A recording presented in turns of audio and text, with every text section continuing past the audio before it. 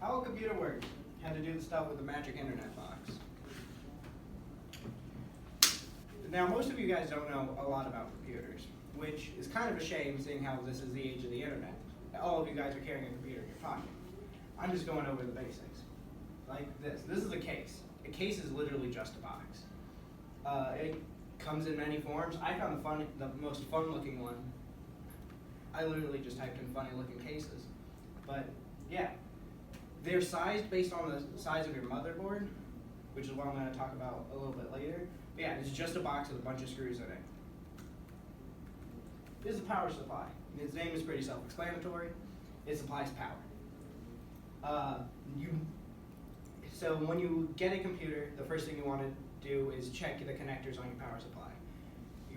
Your power supply is plugged into the wall, and it's plugged into all other parts of your computer. And you never go cheap on a power supply. And that doesn't mean cost, that means the amount of power it gives out. You never want to get, if you need 500 watts, don't buy a 500 watt power supply, you buy a 600 watt power supply. The motherboard. It's a basic circuit board. All parts that must talk to each other are either connected to each other directly or more likely connected to the motherboard, which controls everything. These are each individual slots. And there's like batteries and stuff in it to keep memory going. And this is your CPU. It's the brain of the computer. It does all the math. All computers run on math, and it does all the math. It has clock speed, which is how quickly it can do the math. Cores, how many CPUs are in one CPU because they divide it up. And threads. Threads are how the cores bring the information together once it's actually done the math. So the more cores you have, the more it can do, but it has a problem with sometimes assembling that information out of order, which is what threads are supposed to help with. This is the hard drive. It holds all system memory. It is where the operating system is stored, and it's very slow, comparatively. It's still moving it's still electrical based, so it's moving the information moves quite fast, but comparatively to RAM, it's very slow. And this is basically, the standard hard drive, not an SSD, it's basically just a disk drive. Everything is written on a disk. It's a really complicated, really souped up DVD player that you can't get the disk out of. And this is RAM. RAM is one of the harder concepts. It stands for random access memory. And people tend to describe it in short-term memory, but this is technically false.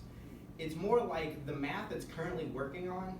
It's memory that the computer needs to be working on right now or very soon, and so it needs to access the information, but it doesn't know when it's going to need the information, hence the random part of the name.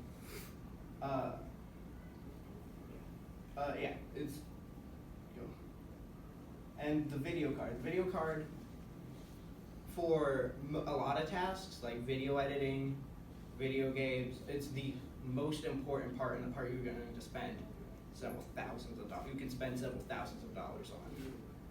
Drawing for a computer is hard. You have to use math to create a picture. Specifically, 3D pictures are very, very hard. And so this is basically just an entire computer built smaller. It's got its own fan for cooling. It's got its own processor with an independent clock speed and cores and threads all attached to it. It's basically, it is so difficult to draw something that if you do not have a graphics card, all the math is being handled by a processor, slowing all the other things it's doing down. So with a dedicated video card, you basically offload a lot of the work onto a completely separate part so your processor can deal with other things. Thanks for listening. This is the finished product once you've assembled all your parts.